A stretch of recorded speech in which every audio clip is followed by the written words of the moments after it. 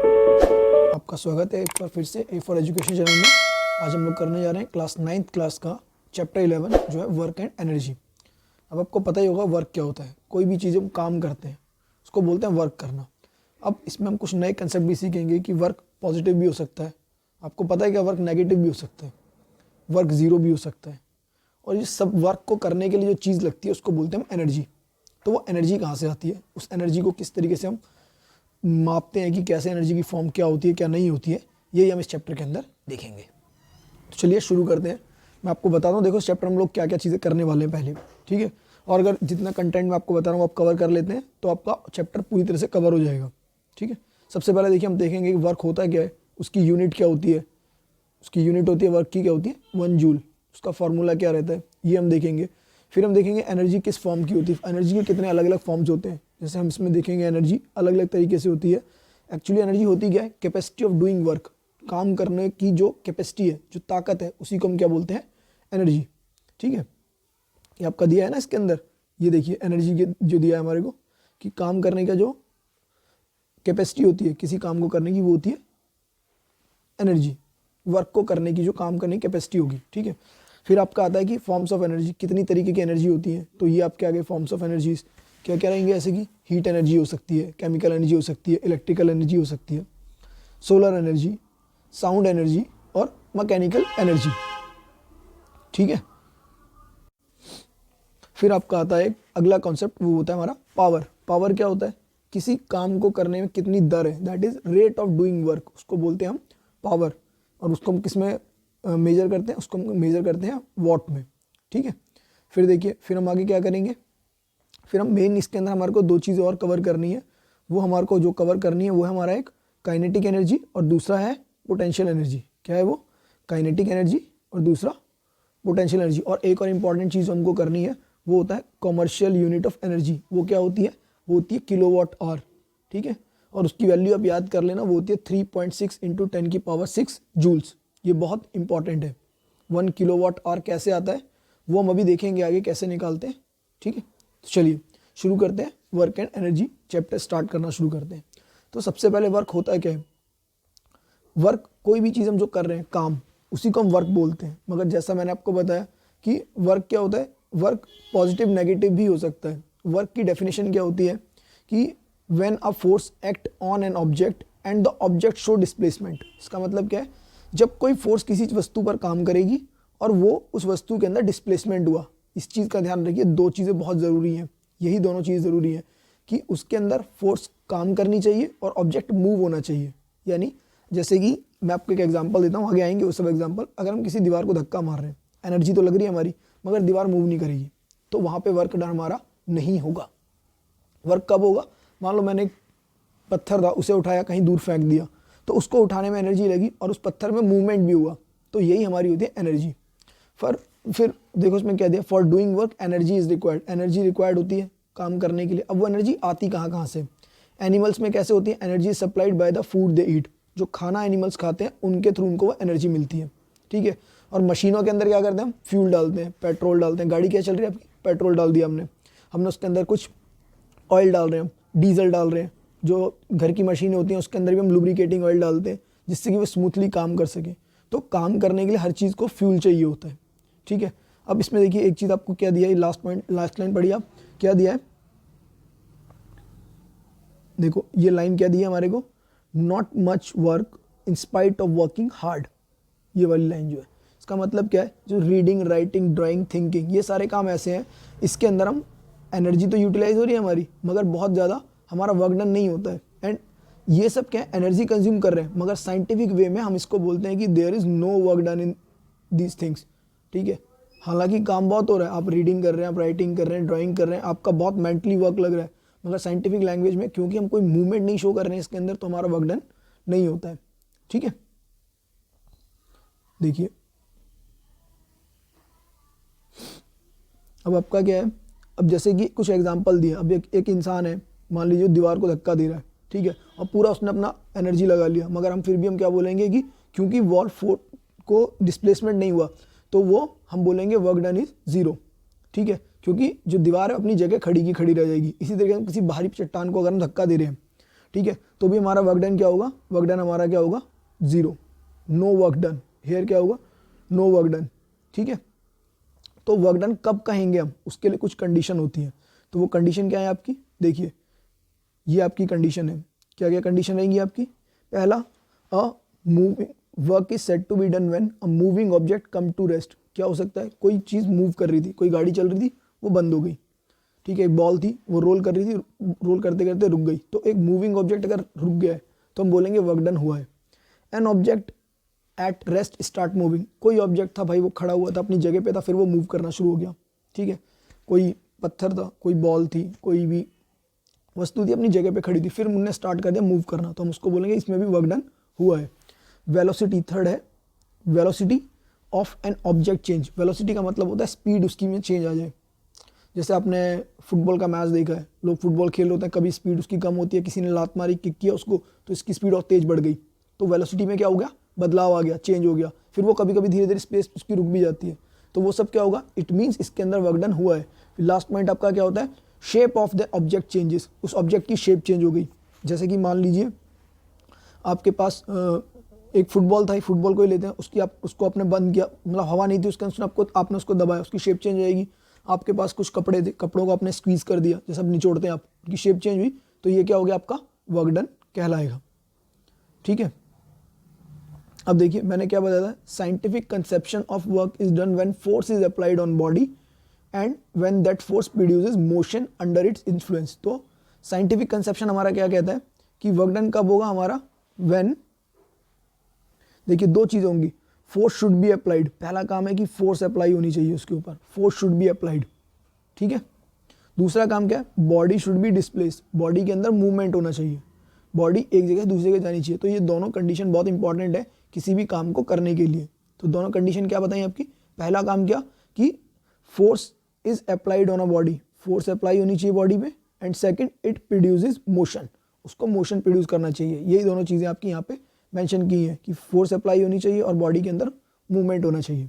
अब जैसे एक इसके अंदर एग्जांपल दिया, एक घोड़ा गाड़ी है, तो उसको खींच रहा है, तो जब खींचेगा तो फोर्स अप्लाई करेगा घोड़ा, और उससे क्या होगा, गाड़ी के अंदर मूवमेंट होगा।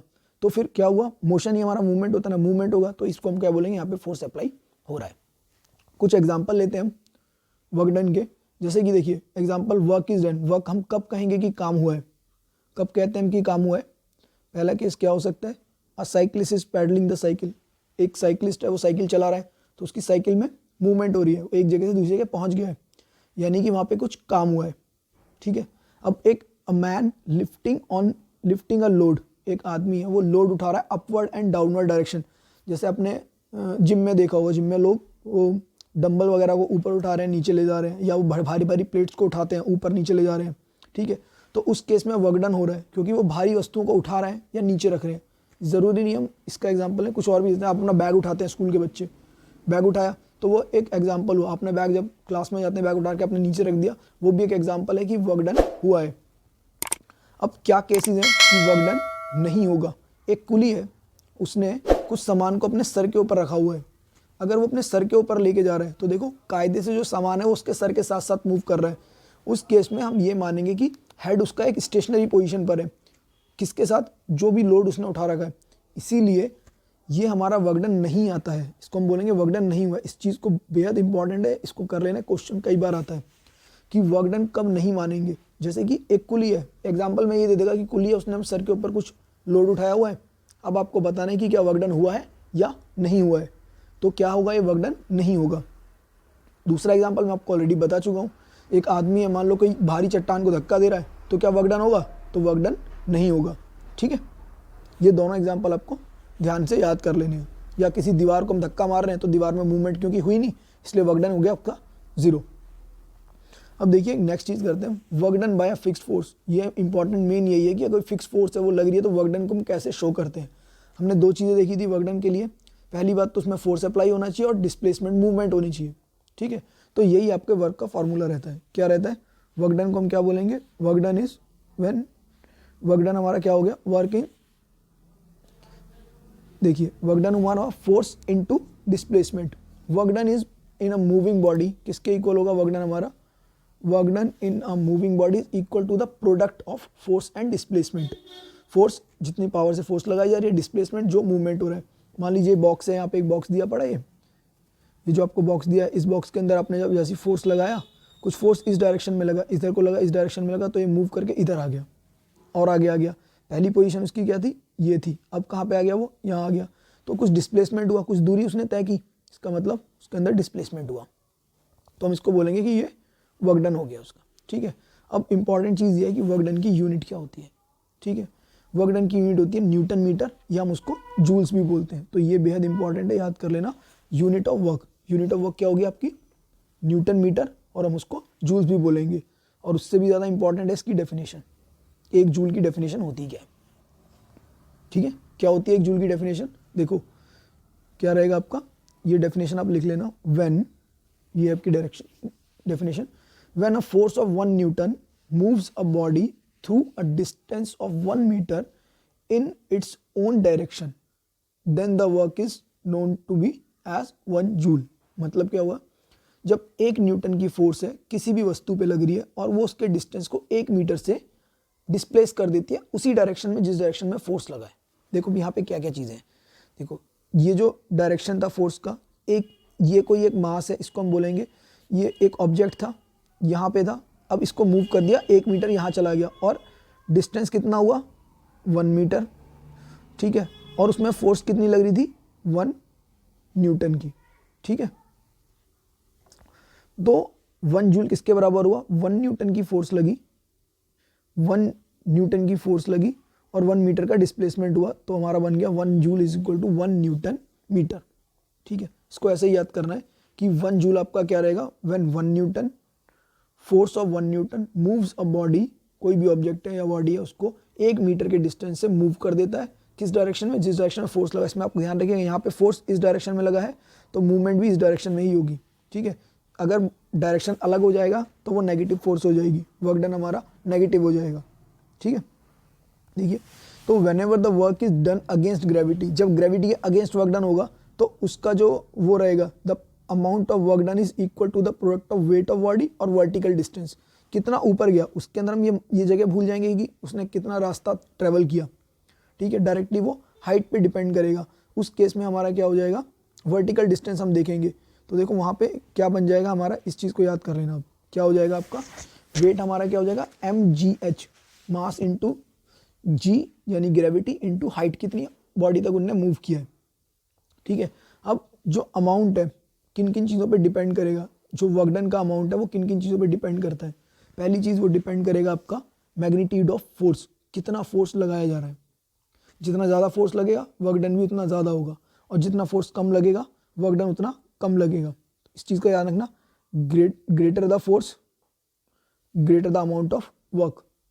वाइस वर्सा का मतलब क्या होता है आपका, कि जितना कम लगा उतना कम, डायरेक्टली प्रोपोर्शनल होता है इसका मतलब ये। ऐसे ही डिस्प्लेसमेंट भी होता है, जितना ज़्यादा डिस्प्लेसमेंट होगा उतना ज़्यादा वर्क लगेगा, अमाउंट ऑफ वर्क जितना होगा उतना ज़्यादा डिस्प्लेसमेंट हो रहा होगा। ठीक है, ये दोनों चीज़ें इंपॉर्टेंट है। अब एक चीज़ मैंने आपको क्या बताई थी कि वर्क डन तीनों चीज़ हो सकता है, पॉजिटिव, नेगेटिव और जीरो भी। तो पॉजिटिव किस केस में होता है वर्क डन हमारा। ठीक है, पहली चीज़ वर्क डन इज पॉजिटिव। देखिए फर्स्ट पॉइंट आपका जो दिया है कि work done is positive when a force act in the direction of motion by the body. मतलब जिस डायरेक्शन के अंदर फोर्स लगा, जैसे लड़की देख रहे हैं आप, ये गाड़ी को अपनी तरफ खींच रही है तो गाड़ी इसकी तरफ जा रही है, तो हमारा एंगल अगर हम देखें, हम डी रखें तो एंगल क्या होगा 0 डिग्री। इट मीन्स उसका जब थीटा 0 होगा। ठीक है, थीटा किसका, angle between the direction of force, theta किसकी बात कर रहे हैं, इसकी बात कर रहे हैं, angle between the direction of force applied and motion of body. Motion और जो फोर्स है दोनों एक ही डायरेक्शन में, यहाँ पे देखिए दोनों एक ही डायरेक्शन के अंदर है ना, यहाँ पे ये देखिए ये इसी डायरेक्शन में, दोनों फोर्स भी, मोशन भी और ये फोर्स भी, दोनों एक ही डायरेक्शन में चल रहे हैं। जब दोनों एक डायरेक्शन में होंगे, दोनों सेम डायरेक्शन में, तो हमारा वर्क डन क्या होगा, पॉजिटिव होगा हमारा। ठीक है, वर्क डन नेगेटिव कब होगा, वर्क डन नेगेटिव होगा जब कि उसका थीटा 180 होगा। 180 कैसे होगा, जैसे इसी एक्शन एग्जांपल में बताता हूँ मैं आपको। जैसे ये एग्जांपल है, इसने गाड़ी खींची आगे मगर वो पीछे चली गई। हो सकता है ऐसा, आपने देखा होगा कुछ स्प्रिंग वाली गाड़ियाँ आती हैं, इनको पीछे खींचते आगे जाती है, तो वर्क डन उनका क्या होता है, नेगेटिव हो जाता है। फोर्स जब हम लगा रहे हैं, या देखो एक एग्जाम्पल इन्होंने दिया है, क्या एग्जाम्पल दिया है, when we kick a football lying on the ground. हमने एक फुटबॉल को किक किया जो ग्राउंड पे पड़ी थी, the force of our kick moves the football, force ने उसको अप्लाई तो किया और फुटबॉल भी हमारे डायरेक्शन में मूव करने लगी, तो ये डायरेक्शन हमारा पॉजिटिव, ठीक है। मगर जैसे ही जो हमारी फुटबॉल है, मान लो फ्रिक्शन की वजह से क्या धीरे धीरे करके वो रुक जाएगी, ऐसा तो नहीं हमेशा चलती रहेगी, तो यानी उसके ऊपर कोई पीछे से अपोजिट फोर्स लग रही है जिसको हम फोर्स ऑफ फ्रिक्शन भी बोलते हैं। तो ये फोर्स क्या होगी, that is opposite to the direction of, जो भी हमारा फोर्स का डायरेक्शन जो हमने फोर्स किया था उसके अपोजिट होगी, इसीलिए फुटबॉल रुक जाएगी, जिसकी वजह से फुटबॉल की स्पीड कम हो जाएगी, जैसे हमारा ब्रेक्स होता है, ठीक है। तो वो क्या काम करेगा, वो हमारा नेगेटिव काम करेगा, तो हम उसको बोलेंगे नेगेटिव वर्क डन होगा उसके ऊपर, ठीक है। आई थिंक समझ में आ गया होगा। और इस केस में एक चीज़ का ध्यान रखिएगा, क्या रहेगा कि जो डायरेक्शन रहेगा वो 180 डिग्री होगा। 180 डिग्री आपका कैसा होता है आपको पता है ना, जैसे कि ये यहाँ पे पॉइंट है, आपने खींचा यहाँ पे, आपने जैसे मान लीजिए आपने गाड़ी को यहाँ खींचा पीछे को, मगर गाड़ी भाग गई आगे को, तो यानी ये क्या बना, पूरा 180 डिग्री का बन गया ना। तो जब भी थीटा आपका 180 डिग्री होगा उस केस में आपका क्या रहेगा, थीटा देखो इसमें ध्यान रखना, थीटा हमेशा इसके अंदर क्या होगा 180 डिग्री, ठीक है। थीटा 180 डिग्री होगा यानी कि हमारा क्या हुआ, नेगेटिव हुआ। अब एक केस मैंने आपको बताया था वर्क डन हमारा जीरो भी होता है, कब, जब जैसे कुली था उसने सर के ऊपर अपना कुछ उठा रखा था, ठीक है। तो उस केस में क्या हुआ, जो उसका डायरेक्शन है दैट इज परपेंडिकुलर, डायरेक्शन क्या होता है राइट एंगल बनेगा, जो वर्क डन है वो क्या होगा राइट एंगल, कुली तो चल रहा है मगर बोझा उसके ऊपर है, तो ये बन गया 90 डिग्री का एंगल। तो जब भी 90 डिग्री का एंगल होगा तो हमारा वर्क डन हो जाएगा जीरो, ठीक है। एक एग्जांपल इन्होंने और दिया है, जैसे हम देख सकते हैं इसमें क्या दिया है कि the moon moves around the earth in circular path. अब मूव तो सर्कुलर पाथ में मूव करता है, मगर अगर हम देखें तो उसका जो डायरेक्शन होता है हर पॉइंट पे, जैसे कि मून यहाँ पे है, ठीक है, जो ये मून है या सैटेलाइट भी हम कह लें, कोई सैटेलाइट कैसे मूव करती है, फोर्स यहाँ से लग रही है, ये अर्थ के चारों तरफ घूम रही है, तो जब कोई चीज़ सर्कुलर घूमती है तो उसका जो डायरेक्शन होता है यहाँ पे क्या बनता है, एक 90 डिग्री का एंगल बना रहा होता है, ठीक है। तो ये हमारा वर्क डन क्या हो जाएगा, जीरो, ठीक है। इसमें हम कहते हैं कि कोई वर्क डन नहीं हो रहा है, ठीक है। बस आप इसको आप वो वाला एग्जांपल याद रखिएगा, ज़्यादा बेटर है। कुली का जो एग्जांपल है, जो सर पे उसने जब बोझा उठा रखा होता है, तो उस केस में हमारा वर्क डन क्या होता है, जीरो, ठीक है। अब कुछ इसके एग्जांपल्स रहते हैं, देखो क्वेश्चन बहुत ईजी रहते हैं इसके न्यूमेरिकल्स, अगर आपको करने आप बड़े आराम से कर सकते हैं, बहुत ईजी चीज़ें पूछी होती हैं। इसमें आपको एक एक्सप्लेन कर देता हूँ। इसमें क्या दिया है, एक कुली है, उसने लगेज को लिफ्ट किया 15 किलोग्राम फ्रॉम द ग्राउंड, अब उन्होंने ग्राउंड से उठाया है, ठीक है, उसके बाद उसने अपने हेड पे रख लिया, ठीक है, जो कि 1 मीटर 1.5 मीटर अब था। तो वर्क डन कितना रहा, ये चल नहीं रहा है, केवल इसका वर्क डन पूछा है कि ये उन्होंने उठा के सर पे रखा है। तो हम क्या निकालेंगे, देखो हमारा वर्क डन का फॉर्मूला क्या था, mgh, यही था ना, mgh, h यानी कि हाइट या ये डिस्टेंस जो भी हम कह लें। तो देखो मास कितना था लगेज का, मास लगेज का था 15 kg, ये दिया आपको, मास था 15 kg, डिस्प्लेसमेंट मूवमेंट कितना हुआ 1.5, ये इसकी हाइट हुई। तो वर्क डन का फॉर्मूला हमने क्या बताया था, मैंने आपको mgh भी था एक, ठीक है, या फोर्स इंटू डिस्प्लेसमेंट भी कर सकते हैं। फोर्स कितना लगा, फोर्स लगा m इंटू जी, ठीक है, फोर्स आपका लग गया m इंटू जी यहाँ पे, और उसके बाद आपका क्या हो गया, सबको मल्टीप्लाई करो, आपका आंसर आ गया 225 किलोग्राम मीटर पर स्क्वायर, और ये हो गया हमारा Newton metre, that is 225 joules, ठीक है। अब ये तो था अभी तक हमारा वर्क की बात, अब हम करते हैं एनर्जी की बात, ठीक है। देखिए एनर्जी में आपको पता ही होगा कि जो सन है, sun is the biggest source of energy. जो भी हमारे को सारी एनर्जी मिलती है कहाँ से मिलती है, सन से। तो सन से जो हमको मिलती है वो हीट एनर्जी होती है। उस हीट एनर्जी को हम कन्वर्ट करते हैं अलग अलग फॉर्म्स के अंदर, ठीक है। फिर वही एनर्जी की जो फॉर्म्स है वो पहले केमिकल एनर्जी में चेंज होती है, इलेक्ट्रिकल एनर्जी में, या सन से हमको आजकल हम सोलर एनर्जी भी यूज़ करते हैं, आपने सुना होगा सोलर एनर्जी का बहुत जगह नाम, ठीक है। फिर और भी एनर्जीज होती हैं, साउंड एनर्जी हो सकती है, मैकेनिकल एनर्जी हो सकती है। तो इन सबको हमको भी हम आगे एक्सप्लेन करेंगे कुछ कुछ तरीके से, ठीक है। मगर मेन इसमें हमें मैकेनिकल एनर्जी के दो टाइप एक्सप्लेन करने हैं, वो है काइनेटिक एनर्जी और पोटेंशियल एनर्जी। आपको याद क्या रखना है, अगर वो क्वेश्चन पूछता है कि what is the biggest source of energy या अल्टीमेट सोर्स ऑफ एनर्जी, तो वो क्या होता है, सन। तो जितने भी हमारे सोर्सेज हैं मेनली वो किसी ना किसी फॉर्म में जो एनर्जी यूटिलाइज कर रहे हैं वो सन की होती है, ठीक है। बस आपको यही ध्यान रखना है। तो एनर्जी की मेन डेफिनेशन क्या होती है, डेफिनेशन क्या देखिए एनर्जी की, the capacity of doing work, ठीक है, किसी काम को करने की जो क्षमता होती है दैट इज कॉल्ड एनर्जी, ठीक है। और amount of energy possessed by a body is equal to the amount of work it can done. जितना एनर्जी कोई ऑब्जेक्ट यूटिलाइज कर रहा है उतना ही वो वर्क डन कर सकता है। वर्किंग बॉडी लूजेज एनर्जी, और जैसे जैसे कोई चीज़ काम करती है तो वो अपनी एनर्जी को लूज करता है, और जिस बॉडी के ऊपर वो काम कर रहा है उस बॉडी को एनर्जी मिलती है। ठीक है, और एनर्जी हमारी स्केलर क्वांटिटी रहती है। जो हमारा वर्क डन था, वर्क डन हमारा स्केलर नहीं रहेगा, वर्क डन के अंदर तीनों चीज़ हैं। ठीक है, तो वो हमारा वो हो जाता है वेक्टर क्वांटिटी। अब डेफिनेशन में पता लग गई आपको कि एनर्जी की डेफिनेशन क्या है। ठीक है, एनर्जी की डेफिनेशन क्या है, the capacity of doing work. ठीक है, अब इसकी यूनिट क्या होती है, जो एनर्जी की यूनिट होती है वो बहुत इंपॉर्टेंट है। एनर्जी की यूनिट होती है, जो एनर्जी की बेसिक यूनिट होती है, हम जो एनर्जी की बेसिक यूनिट है उसको बोलते हैं जूल्स। ठीक है, SI यूनिट ऑफ एनर्जी क्या है, जूल्स। मगर मेनली हम उनकी बड़ी यूनिट को यूज़ करते हैं। जूल एक छोटी यूनिट होती है, इसीलिए हम बड़ी यूनिट के लिए हम उसको यूज़ करते हैं 1 किलो जूल। किलो जैसे किलो का आपको पता है, किलो मतलब 1000 होता है, तो 1000 से मल्टीप्लाई कर देते हैं। 1000 जूल जो होता है that is equal to 1 kilo joules. अब 1 जूल एनर्जी हम किसको बोलते हैं, देखिए 1 जूल ऑफ एनर्जी हमारा क्या होता है कि the energy required to do a work. ये भी इंपॉर्टेंट डेफिनेशन आपकी, the energy required to do 1 joule of work is called 1 joule energy. 1 joule work करने के लिए जितनी एनर्जी आपको लगेगी हम उसको बोलते हैं 1 जूल ऑफ एनर्जी। अब जैसे मैंने आपको बताया कुछ फॉर्म्स ऑफ एनर्जीज होती हैं, कौन कौन सी एनर्जीज हमको किस किस फॉर्म में हमको एनर्जी मिलती है, तो that is kinetic energy. Kinetic energy क्या होती है, जब भी कोई ऑब्जेक्ट मूव करता है तो उसके अंदर जो मूविंग पार्टिकल में जो एनर्जी होती है उसको हम बोलते हैं उसकी काइनेटिक एनर्जी। ठीक है, सेकंड होता है पोटेंशियल एनर्जी। किसी वस्तु को अगर हम किसी भी ऊंचाई तक लेके जा रहे हैं या वो ऊंचाई से नीचे आ रही है तो उसमें जो एनर्जी रिक्वायर होगी, जो एनर्जी उसमें लगेगी उसको बोलते हैं पोटेंशियल एनर्जी।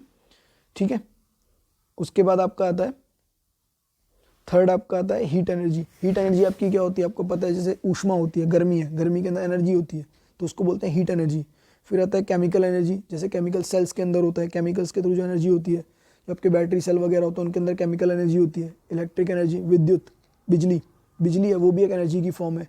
लाइट, लाइट जो आपकी सन के थ्रू रेडिएशन निकल रही है, आपके बल्ब के थ्रू निकल रही है, ट्यूबलाइट के थ्रू निकल रही है, that is again a form of energy. फिर आपका आता है sound. Sound is again, sound आपको लगता है कि सुनने में तो आवाज़ ही है, बट आवाज़ क्या है, एक एनर्जी की फॉर्म होती है। आप आगे के चैप्टर में पढ़ेंगे, आपका एक चैप्टर भी है साउंड, उसके अंदर हम अच्छे से एक्सप्लेन करेंगे कि साउंड क्या होता है। फिर एक और सोर्स आता है आपका, that is nuclear energy. Nuclear energy बहुत अल्टीमेट सोर्स ऑफ एनर्जी होता है। इसके अंदर न्यूक्लियर के अंदर बहुत पावर रहती है, उसकी बहुत एनर्जी बहुत ज़्यादा रहती है। इस एनर्जी को हम बहुत सारे वेज में कन्वर्ट भी कर सकते हैं। काफ़ी सारी कंट्रीज़ के अंदर न्यूक्लियर का यूज़ करके हम लोग क्या कर रहे हैं कि इलेक्ट्रिसिटी भी प्रोड्यूस करते हैं, और ये बहुत ज़्यादा अमाउंट में बना सकते हैं। ठीक है, तो अब देखिए, अब हमको जो पढ़ना है मेन इसके अंदर चैप्टर में कवर करना है, दैट इज़ मैकेनिकल एनर्जी। तो ये मैकेनिकल एनर्जी एक्चुअली होता है क्या है, तो मैकेनिकल एनर्जी के लिए आप ध्यान रखिएगा, the sum of kinetic energy and potential energy of a body.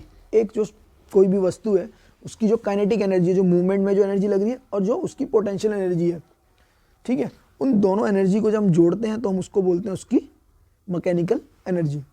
ठीक है, देखिए क्या दिया मैकेनिकल एनर्जी की डेफिनेशन, कि the energy possessed by a body on account of motion और पोजीशन। मोशन या पोजीशन की वजह से जो भी कोई उसकी एनर्जी रहेगी उसको हम क्या बोल रहे हैं, उसकी मैकेनिकल एनर्जी। ठीक है, अब पहली चीज़ हम करते हैं काइनेटिक एनर्जी हमारा क्या होता है। जैसे मैंने आपको बताया था, क्या बताया था, कि the energy of body due to its motion. अगर कोई बॉडी मूव कर रही है तो उसके मोशन की वजह से जो उसके अंदर एनर्जी जनरेट हो रही है, एनर्जी आ रही है, हम उसको क्या बोलेंगे, उसकी काइनेटिक एनर्जी। अब एग्जांपल देखिए काइनेटिक एनर्जी क्या है, जैसे कोई क्रिकेट बॉल मूव कर रही है, पानी चल रहा है आपका, बुलेट गोली चली है, उसके अंदर एनर्जी होगी, काइनेटिक एनर्जी होगी। हवा चलती है, that is example of kinetic energy. कोई कार मूव कर रही है, काइनेटिक एनर्जी। कोई एथलीट भाग रहा है, अगेन काइनेटिक एनर्जी।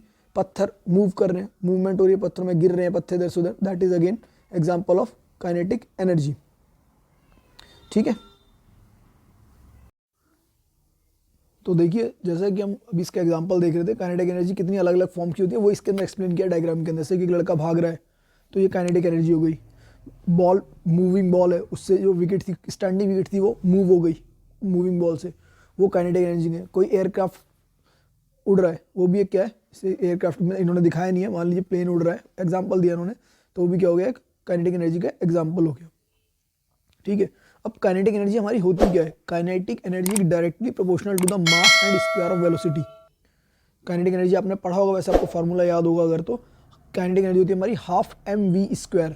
ठीक है, देखते हैं अब ये निकलता है किस तरीके से। काइनेटिक एनर्जी का फार्मूला आपको डिराइव करने के लिए भी आता है कई बारी, तो ये एक इंपॉर्टेंट क्वेश्चन है। तो उससे पहले आपको कुछ बेसिक चीज़ें लिखनी होंगी, जैसे क्या क्या चीज़ें होती हैं मैं ऐसे बता देता हूँ आपको, लाइन बाय लाइन आप पढ़ सकते हैं। इसमें क्या दिया है? The kinetic energy of a moving body is measured by the amount of work it can be do. जो कितना काम वो कर सकता है कोई भी ऑब्जेक्ट को रेस्ट पे आने के before it's coming to the rest. अगर किसी, हम मान के चलते हैं, देखिए कोई एक चीज़ है, उसका जो ऑब्जेक्ट है उसका कोई मास होगा, तो हमने उसके मास को मान लिया m। ठीक है, जो भी ऑब्जेक्ट है हमने उसके ऑब्जेक्ट के मास को माना m। Moving with the velocity, velocity होगी उसकी इनिशियल वेलोसिटी हो गई u। ठीक है, अब जो डिस्टेंस उसने कवर किया या डिस्प्लेसमेंट जो हुआ that is the distance s।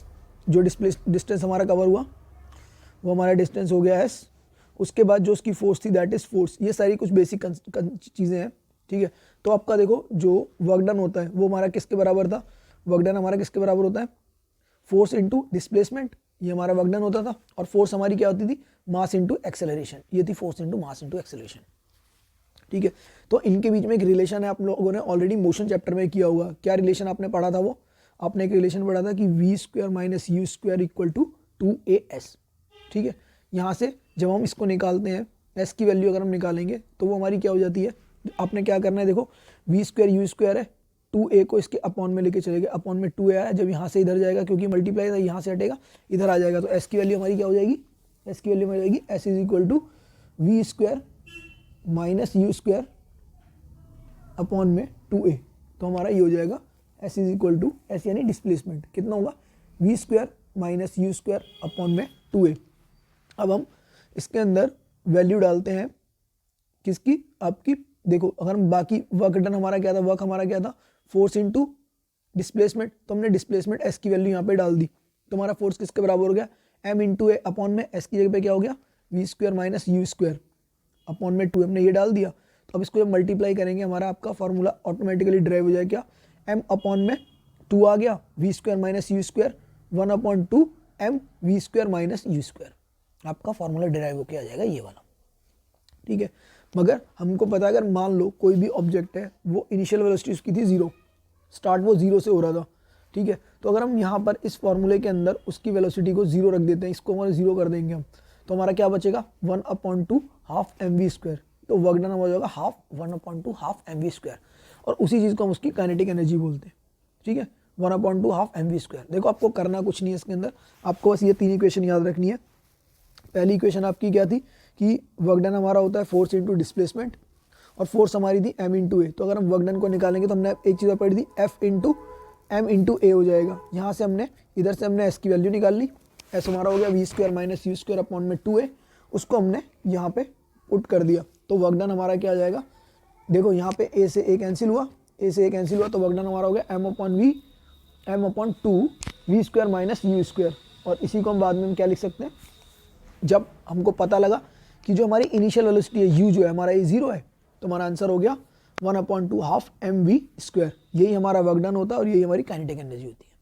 ठीक है, अब इसके बेस पे कुछ न्यूमेरिकल भी आते हैं और श्योर आते हैं ये पेपर के अंदर। तो कैसा न्यूमेरिकल आता है आपका? देखो जिसमें दिया है एक ऑब्जेक्ट है जिसका मास 15 kg का है, वो एक यूनिफॉर्म वेलोसिटी 4 मीटर पर सेकेंड से मूव कर रहा है, उसकी काइनेटिक एनर्जी बतानी है। तो देखो आपने क्या किया, आपने मास लिखा 15 kg, आपने मास लिखा 15 kg, आपने वेलोसिटी लिख दी उसकी 4 मीटर पर सेकंड, फॉर्मूले में रखा, पुट किया बाई 1/2, m की जगह रखा, वेलोसिटी का स्क्वायर v इंटू वी 2 बार करा, बस मल्टीप्लाई किया, 15 चौके 60। देखो इस 2 से यहाँ पे इसको काटा, आ गया 2।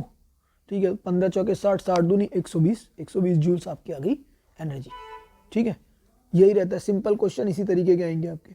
उसके अंदर उन्होंने देखो क्वेश्चन में क्या दिया होगा, एक ऑब्जेक्ट है जिसका मास दे दिया आपको 15 kg, m दे दिया, वेलोसिटी दे दी, फार्मूला आपका 1/2 हाफ m v²।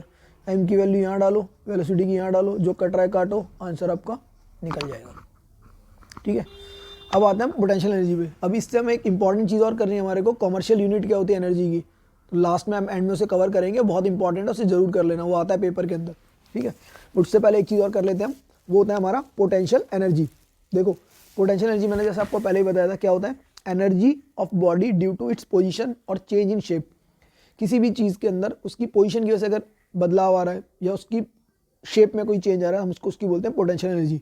जैसे इसका एग्जांपल है, पोटेंशियल एनर्जी यूज़ कहाँ कहाँ हो रही है। जो वाटर है, डैम्स में जो वाटर रहता है ना, उसको हम टरबाइन को रोटेट करने के लिए यूज़ करते हैं, तो वो किसका एग्जांपल है, पोटेंशियल एनर्जी का। आप लोगों ने इस तरीके की स्प्रिंग देखी होगी, देखो जो ये स्प्रिंग दी हुई है, जैसे ये आपकी स्प्रिंग दे रखी है, इस स्प्रिंग के अंदर जो एनर्जी छुपी हुई होती है, that energy again is your potential energy. तो ये आपकी एनर्जी कौन सी होती है, पोटेंशियल एनर्जी होती है अभी भी, ठीक है। थर्ड, जैसे कि ये आपके बो एंड एरो वगैरह रहते हैं, ठीक है, जब हम शूट करते हैं, जो उसके अंदर जो एनर्जी हमारी स्टोर होती है, वो एनर्जी हमारी क्या होती है, पोटेंशियल एनर्जी, ठीक है। तो ये आपको याद रख लेने हैं 2-3 एग्जांपल की पोटेंशियल एनर्जी के एग्जांपल क्या हैं। अब इंपॉर्टेंट चीज़ ये है कि इसके फैक्टर क्या क्या है, कि पोटेंशियल एनर्जी किन किन चीज़ों पे डिपेंड करती है। तो पोटेंशियल एनर्जी जैसा कि हमने बोला हाइट से डिपेंड करती है, और उस पर भी डिपेंड करेगी किस चीज़ का उसका मास कितना है। तो यही 2-3 चीज़ें हैं जिनके ऊपर वो डिपेंड करेगी। पहला क्या होगा आपका, मास। मास मतलब कितना उसका वेट है, जितना भार होगा उतनी उसकी पोटेंशियल एनर्जी ज़्यादा होगी। कोई छोटी वस्तु रहेगी, आपने छोटा पत्थर फेंका, उसकी कम होगी पोटेंशियल एनर्जी। अगर सेम चीज़ कोई बड़ा पत्थर फेंकेंगे हम, तो उसकी पोटेंशियल एनर्जी ज़्यादा हो जाएगी। दूसरा होता है हाइट। उस पत्थर का एग्जांपल लेते हैं हम, अगर मान लो एक छोटे से पत्थर को हमने ग्राउंड पे फेंका 2 मीटर की ऊंचाई से, तो थोड़ा कम उसका इम्पैक्ट होगा। उसी पत्थर को हम ज़्यादा ऊंचाई से फेंकेंगे तो उसका इम्पैक्ट ज़्यादा होगा। तो ये क्या होगा, डायरेक्टली प्रोपोर्शनल होगी काइनेटिक एनर्जी किसके, हाइट के भी, ठीक है। एक तो डायरेक्टली प्रोपोर्शनल होगी मास के, दूसरा होगी हाइट के। इन चीज़ों पे डिपेंड करेगा। फिर तीसरा डिपेंड करेगा कि भाई उसकी शेप कैसी है, change in shape, greater the stretching, twisting और bending, more the potential energy. जितना ज़्यादा हम उसको स्ट्रेच करेंगे, जितना खींचेंगे, जितना बेंड करेंगे, उतनी ज़्यादा उसकी पोटेंशियल एनर्जी बढ़ जाएगी। जैसे आपकी ये कॉइल थी, ठीक है, राउंड किया, जितना ज़्यादा आप इसको ज़्यादा इसका राउंड बना देंगे, उतनी ज़्यादा इसकी एनर्जी होगी। आपने देखा ना, आप इसको मोड़ने की कोशिश करते हैं, इसको तेज़ घुमाएंगे तो एकदम तेज़ी से खुलती है, ठीक है। तो ये एग्जाम्पल किसका होगा, आपका पोटेंशियल एनर्जी का। अब क्या रहता है, किसी ऑब्जेक्ट की पोटेंशियल एनर्जी को हम कैसे नोटिस करते हैं। तो उसके अंदर देखो, आपको कुछ नहीं करना है, आपको बस ये फॉर्मूला याद कर लेना है कि potential energy is equal to mgh, mass into gravity into height, कितनी हाइट तक लेके गया। और एक चीज़ साथ में जो आपको याद करनी है, ये ध्यान रखनी है कि पाथ से इंडिपेंडेंट होता है। हमको फ़र्क नहीं पड़ता कि वो यूं करके यहाँ तक पहुँचा है। हमको केवल ये देखना है कि उसकी वर्टिकल हाइट कितनी है। हाइट से मतलब हमको केवल हाइट से रहता है, पाथ से मतलब नहीं रहता है। तो इस दोनों केस के अंदर जो एनर्जी रहेगी वो दोनों की सेम रहेगी, ठीक है। क्योंकि जो इधर पे गया या ये जो डायरेक्शन है, इसको हम जीरो ही मान लेंगे, इसको नेग्लिजिबल मानेंगे, नहीं होता है कुछ भी है। खाली हम हाइट देखेंगे कितनी हाइट है, तो खाली 3 फैक्टर पे डिपेंड करेगी। और वो 3 फैक्टर क्या होंगे, मास, ग्रेविटी और हाइट। ये 3 चीज़ें बस। आपको पोटेंशियल एनर्जी में यही याद करना है कि पोटेंशियल एनर्जी क्या होगी, product of mass into gravity into height, ठीक है। अब देखो इसमें एग्जांपल कैसा आता है, सेम वैसे ही एग्जांपल रहेगा। इन्होंने क्या बोला है, जैसे कि बॉडी का कितना है, मास कितना है 10 kg, हाइट दे रही है 6 मीटर, और अबव द अर्थ दे दिया। तो हमारी अर्थ की ग्रेविटी हम कितनी लगाते हैं, हम लगाते हैं मेनली, हम उसको लगाते हैं 9.8 मीटर पर सेकेंड स्क्वायर। अगर 9.8 नहीं तो आप 10 मीटर पर सेकेंड स्क्वायर भी उसको यूज़ कर सकते हो, ठीक है। तो आपको करना है क्या, सिंपल, पोटेंशियल एनर्जी निकालेंगे, क्या करेंगे, mgh। तो ये मास इंटू ग्रेविटी इंटू ये किया, आंसर आ गया 600 जूल्स। और एनर्जी हमारी किस में निकलती है, जूल्स में, इसलिए हमारा आंसर हो गया 600 जूल्स। अब एक और चीज़ आपकी आती है, ट्रांसफॉर्मेशन ऑफ एनर्जी। जो हमारी एनर्जी है ना, वो ऐसा नहीं है कि हम एनर्जी को कन्वर्ट नहीं कर सकते। हमारी एनर्जी हमेशा एक से दूसरे फॉर्म में कन्वर्ट होती रहती है। तो the change of one form of energy, ठीक है, the change of one form of energy to another, एक से दूसरे फॉर्म में कन्वर्ट करना ही हम उसको क्या बोलते हैं, ट्रांसफॉर्मेशन ऑफ एनर्जी, ठीक है। अब ये होता है कैसे, जैसे मैं आपको कुछ एग्जांपल देता हूँ। मान लो कि एक पत्थर है, उसको आप कुछ ऊंचाई तक लेके गए हैं। पहला वाला एग्जांपल आपका, एक पत्थर है, हम उसको ऊंचाई तक लेके गए हैं, ठीक है। तो जैसे जैसे हम उसको ऊपर लेके जाएंगे, तो उसकी जो उन्हें ऊपर से हम उसको, मान लो हमने उसको नीचे गिरना शुरू किया, तो जैसे जैसे पत्थर वो नीचे आएगा, क्योंकि उसकी हाइट कम हो जाएगी, तो हाइट कम करने की वजह से क्या होगा, उसकी पोटेंशियल एनर्जी क्या होगी, डिक्रीज होना शुरू होगी। पोटेंशियल एनर्जी क्या होगी, डिक्रीज होगी। मगर जैसे वो नीचे आएगा तो मूवमेंट होगी, तो मूवमेंट से क्या आती है आपकी काइनेटिक एनर्जी, और वो क्या करेगी, इंक्रीज करेगी, ठीक है। और ऐसे ही जैसे ही वो ज़मीन पे टच करेगा, तो उसकी काइनेटिक एनर्जी तो हो जाएगी मैक्सिमम, और पोटेंशियल एनर्जी हो जाएगी जीरो। मगर जब वो हाइट पे ऊपर था, तो हाइट पे उसकी पोटेंशियल एनर्जी थी मैक्सिमम और काइनेटिक एनर्जी थी जीरो, क्योंकि वो वहाँ पे रुका हुआ था, तो इस केस में हुआ क्या, इस केस में देखो हो क्या रहा है, आपका जितनी एनर्जी थी वो कन्वर्ट हो गई, जो हमारी पोटेंशियल एनर्जी थी वो किस में कन्वर्ट हो गई, काइनेटिक एनर्जी के अंदर। इसी तरीके से आपका देखो क्या होता है, जो हाइड्रो इलेक्ट्रिक पावर स्टेशन होते हैं, हाइड्रो इलेक्ट्रिक मतलब जहाँ पानी से बिजली बनाई जाती है, ठीक है, जहाँ पानी से बिजली बनाई जाती है वहाँ पर क्या होता है कि उस पानी की बिजली को, मूवमेंट जो होती है उसकी काइनेटिक एनर्जी को इलेक्ट्रिक एनर्जी के अंदर कन्वर्ट किया जाता है, ठीक है। थर्ड पार्ट आपका देखो, थर्ड एग्जांपल क्या दिया है आपका कि जो आपकी ये रहते हैं थर्मल पावर स्टेशन होते हैं। थर्मल पावर स्टेशन क्या होते हैं, थर्मल मतलब जहाँ पे जला के हीट के थ्रू पावर जनरेट की जाती है, तो वहाँ पे कोयले को जलाया जाता है और कोयले को जलाने के बाद उससे काइनेटिक एनर्जी को यूज़ किया जाता है, ठीक है। क्या करते हैं हम, जो उसकी जो केमिकल एनर्जी है कोयले की, उसको कन्वर्ट करते हैं पहले हीट एनर्जी में, फिर उस हीट एनर्जी को कन्वर्ट करते हैं काइनेटिक एनर्जी में, और फिर उसके बाद उससे बनाई जाती है इलेक्ट्रिसिटी। 4 चीज़ों में कन्वर्ट किया जा रहा है उसको, ठीक है। पहले किस में, केमिकल एनर्जी, उसके बाद कोल, उसके बाद केमिकल एनर्जी को देखो, केमिकल एनर्जी को किस में, हीट में चेंज किया, हीट को चेंज किया काइनेटिक एनर्जी में, और काइनेटिक एनर्जी बनाते हैं इलेक्ट्रिसिटी। तो यहाँ पर भी हम एनर्जी का ट्रांसफॉर्मेशन करते हैं। फिर इसी तरीके से आपने देखा होगा plant use for solar energy, solar energy के कुछ प्लांट लगाए तो उसमें सूरज की एनर्जी को ट्रैप करते हैं, ठीक है, और उससे फिर एनर्जी जनरेट की जाती है। जैसे कि हमारे खाने में प्रोसेसिंग मतलब फूड फोटोसिंथेसिस प्रोसेस है ना, वो क्या करते हैं, सोलर एनर्जी को यूज़ करते हैं और उस एनर्जी को फिर वो खाने के अंदर कन्वर्ट कर देते हैं, और उस खाने को जब हम खाते हैं तो वो हमारी एनर्जी के अंदर कन्वर्ट हो जाता है। तो अब आपका इंपॉर्टेंट पार्ट क्या आ रहा है, ये है मेजर इंपॉर्टेंट पार्ट, ये होता है law of conservation of energy.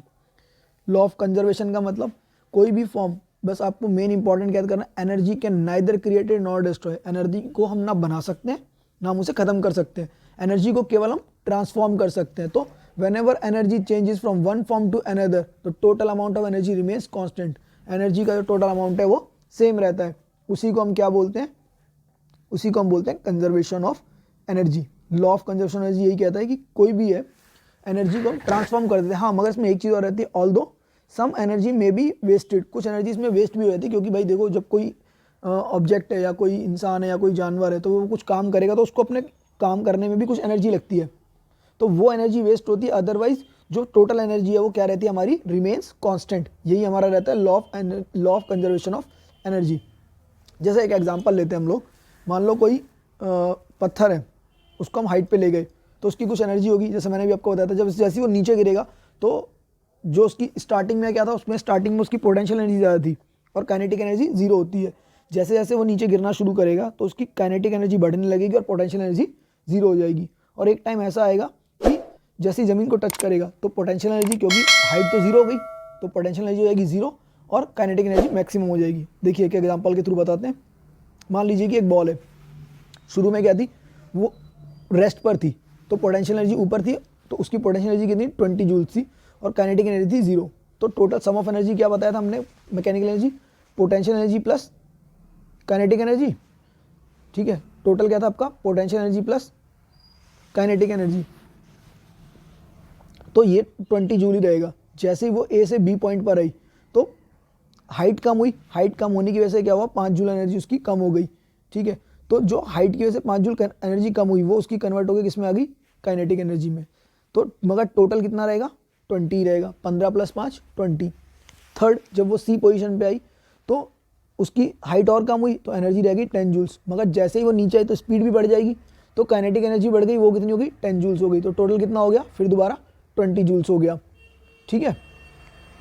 अब देखो नेक्स्ट पॉइंट में क्या हुआ, वो और नीचे आई तो और नीचे आने से क्या हुआ, उसकी काइनेटिक एनर्जी और कम हो गई, वो पोटेंशियल एनर्जी और कम हो गई और काइनेटिक एनर्जी फिर से बढ़ गई, तो फिर भी मगर सम टोटल 20 रहा। और जैसे ही वो ग्राउंड को टच करेगी तो हाइट हो गई जीरो, ग्राउंड को टच किया तो हाइट जीरो, जैसे ही हाइट जीरो हुई तो उसकी पोटेंशियल एनर्जी जीरो और काइनेटिक एनर्जी होगी 20 जूल्स, तो टोटल एनर्जी कितनी हो गई उसकी, फिर दोबारा 20 जूल्स। इसी को हम बोलते हैं conservation of law of conservation of energy, law of conservation of energy. इसी तरीके से जैसे आपका एक और एग्जांपल दिया है जो आपका पेंडुलम रहता है, पेंडुलम के अंदर भी क्या रहता है, जैसे कि एक पेंडुलम में बॉब स्टार्ट होता है, कहीं यहाँ से मूव करना शुरू हुआ, यहाँ से मूव करना, यहाँ से स्टार्ट हुआ, एक पोजीशन तक यहाँ तक गया, फिर वापस गया, फिर वापस आया, फिर वापस आया। इस केस में होता है क्या है, जैसे जैसे वो मूव कर रहा है इस डायरेक्शन से एक डायरेक्शन दूसरे डायरेक्शन के अंदर, तो उसकी जो टोटल सम ऑफ एनर्जी होती है वो हमेशा सेम रहती है, ठीक है। तो आपको याद ये रखना है, तो टोटल एनर्जी जो भी रहेगी of swinging pendulum at any instant remains the same, क्योंकि एक जगह अगर उसकी काइनेटिक एनर्जी ज़्यादा होगी तो पोटेंशियल कम होगी, अगर पोटेंशियल ज़्यादा होगी तो काइनेटिक कम होगी। ठीक है, चलिए अब हम एक सेकंड लास्ट पार्ट करते हैं हम लोग। क्या चीज़ है इसके अंदर, रेट ऑफ डूइंग वर्क क्या होता है, किसी काम को करने का जो रेट होता है हम उसी को बोलते हैं पावर। तो पावर की डेफिनेशन है, इसको याद कर लेना, power is defined as the rate of energy consumption. जो काम करने का जो रेट है उसी को हम बोलते हैं पावर। उसका फॉर्मूला क्या होता है, P equal to W upon में टी, यानी वर्क डन अपॉन में टाइम टेकन। और यूनिट क्या होती है पावर की, यूनिट हमारी पावर की होती है 1 वाट। ठीक है, पावर की यूनिट क्या है, इसको इंपॉर्टेंट है याद करना, पावर की यूनिट होती है वाट, और वाट किसके बराबर होता है, 1 जूल पर सेकेंड। इसका मतलब क्या होगा, अगर आपको पावर डिफाइन करने के लिए आएगा तो आप सेकेंडली आप ये भी बोल सकते हैं कि जो पावर है, power is 1 watt when 1 joule of work is done for 1 second. यानी कि पावर 1 वाट कब होती है, जब 1 जूल का काम किया आपने, 1 जूल का काम किया 1 सेकेंड के लिए। ठीक है, और इसके अंदर एक चीज़ और निकालनी होती है आपको, वो होती है एवरेज पावर। तो आपकी एवरेज पावर क्या होती है, टोटल वर्क डन और total energy use by total time taken, total कितना टाइम लगा आपको। ठीक है, इसमें भी क्वेश्चन आते हैं आपके न्यूमेरिकल किस तरीके के होते हैं, आप एक बार देख लीजिए। देखो क्या दिया है कि जैसे एक हाँ, उससे पहले एक चीज़ बताते हैं कि जैसे हमने पढ़ा था ना जूल्स की एनर्जी, जूल्स को हम, इसकी बड़ी यूनिट होती है किलो जूल्स, इसी तरीके से जो पावर की यूनिट होती है उसकी भी बड़ी यूनिट होती है, उसको बोलते हैं किलोवाट। 1 किलोवाट मतलब 1000 वाट, 1000 वाट। ठीक है, 1000 वाट हमारा क्या हो जाएगा, उसको 1000 जूल पर सेकेंड भी बोल सकते हैं, तो वही हमारा होता है 1 किलो वाट। देखिए अब आपको आता है न्यूमेरिकल किस तरीके का आता है इस पर, कि एक एग्जांपल दे दो, जैसे एक बॉडी है वो 20 जूल्स ऑफ वर्क करती है 5 सेकंड में, उसकी पावर क्या है, सिंपल, पावर की का फॉर्मूला क्या था, वर्क डन अपॉन में टाइम टेकन। कितना काम उसने किया बाय कितना टाइम लगा। तो वर्क डन कितना था, देखो आपका वर्क डन इन्होंने कितना दिया हुआ है, 20 जूल्स का वर्क डन दिया है, और टाइम कितना है 5 सेकंड का। तो बस यही फॉर्मूले में रखना है आपको, क्या करना है 20/5 काटा, आपका आंसर आ गया 4। बस इतना इजी क्वेश्चन आते हैं। ठीक है, कोई टफ क्वेश्चन नहीं आएंगे आपके इसके। अब जो लास्ट टॉपिक है इसका वो है कॉमर्शियल यूनिट क्या होती है एनर्जी की। तो एनर्जी की कॉमर्शियल यूनिट होती है हमारी किलोवाट आवर। ठीक है, तो जूल क्या है, बहुत छोटी यूनिट है, इसलिए हम इसकी बड़ी यूनिट यूज़ करते हैं। किलोवाट आवर हम निकालते हैं कैसे, देखो ये इंपॉर्टेंट डेफिनेशन है, इसको लर्न कर लेना। ठीक है, क्या डेफिनेशन है कि 1 किलोवाट आवर क्या होता है, 1 kilowatt hour is the amount of energy consumed, कितनी एनर्जी कंज्यूम की गई व्हेन एन इलेक्ट्रिक एप्लायंसेस जिसकी पावर रेटिंग 1 किलोवाट थी 1 घंटे के लिए यूज़ किया गया। मतलब क्या हुआ, 1 kilowatt hour amount of energy वो अमाउंट ऑफ एनर्जी है जब कोई एप्लायंसेस जिसकी रेटिंग 1 किलोवाट है उसको 1 घंटे के लिए चलाया गया। ठीक है, और इसकी यूनिट हम निकालते कैसे हैं, देखो 1 किलोवाट आवर हम निकालेंगे कैसे, 1 किलो का मतलब क्या हुआ 1000। अब 1 आवर में कितना सेकंड होता है, ये वाला पार्ट देखो, 1 किलोवाट का मतलब हो गया 1000 वाट, और 1 आवर का मतलब 60 × 60। तो बस मल्टीप्लाई करना है, किसको मल्टीप्लाई करना है आपको, 1000 को मल्टीप्लाई करना है किससे, 3600। इसको जब कन्वर्ट करोगे तो आपकी यूनिट आ जाएगी ये वाली। ठीक है, 3.6 × 10⁶ जूल्स। कैसे कन्वर्ट किया इसको, ये 36 इंटू मतलब 3.6 × 10⁶ कैसे आएगा, 3600 को मल्टीप्लाई करेंगे 1000 से। ठीक है, और इसको हम कन्वर्ट कर देंगे, इस फॉर्म में हम लिखते हैं इसको। तो आपको बस आपको सिंपल याद कर लेना है कि 1 किलोवाट आवर हमारा किसके बराबर होगा, 3.6 × 10⁶ जूल्स। इसके ऊपर न्यूमेरिकल किस तरीके के आते हैं, जैसे एक बल्ब है 60 वाट का है, तो इसके अंदर इसकी पावर दे दी वाट, 60 वाट का है, उसको यूज़ किया गया है कितने के लिए, 6 घंटे के लिए। तो कितने कंजप्शन हुआ उसका इन किलोवाट आवर, तो देखो 60 वाट है और कितनी देर के लिए यूज़ किया है, 6 आवर के लिए। तो टाइम हो गया 6 आवर, पावर हो गई 60 वाट। ठीक है, अब इसको हमने 60 वाट को क्या किया, हमने किलोवाट में कन्वर्ट किया। किलोवाट में कन्वर्ट करने के लिए डिवाइडेड बाय 1000 कर दिया, क्या है 60 डिवाइडेड बाय 1000, तो 0.06 किलोवाट हो गया। और कंज्यूम कितने के लिए, 6 आवर के लिए। तो हमने भी पढ़ा पावर को कैसे निकालेंगे, एनर्जी क्या होती है, पावर इंटू टाइम टेकन। कितनी पावर थी इतनी, और टाइम कितना था 6 आवर्स, दोनों को मल्टीप्लाई किया, आपका आ गया कितना 0.36 किलोवाट आवर्स। ठीक है, न्यूमेरिकल आपके ऐसे ही रहते हैं, बहुत हल्के न्यूमेरिकल रहते हैं, खाली आपको फार्मूला याद रखना है। खाली फार्मूला याद करो कि power into time, simple multiply कर दिया। हर किसी का देखो जो उसके पहले भी फार्मूले थे, तो mgh पोटेंशियल एनर्जी निकालनी थी, तो मास into gravity into time, mgh height.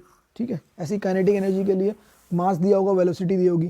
ठीक है, आई होप आपको समझ में आया होगा कि क्या क्या चीज़ें कवर हमने करी हैं। एक बार आप इसको गो थ्रू हो जाना, पॉइंट रिवाइज कर लेना, और ये सारी जितने इसमें पॉइंट दिए पड़े ना ये सब जरूर याद कर लेना। जैसे ही आप याद करेंगे आपका चैप्टर एकदम खत्म, और इससे ज़्यादा इसमें करने के लिए कुछ है नहीं।